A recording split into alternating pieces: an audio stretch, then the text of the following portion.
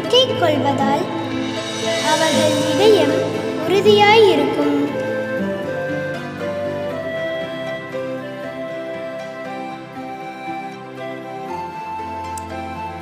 ஆண்டவரில் நம்பிக்கை கொள்வதால் அவர்கள் இதயம் உறுதியாயிருக்கும்.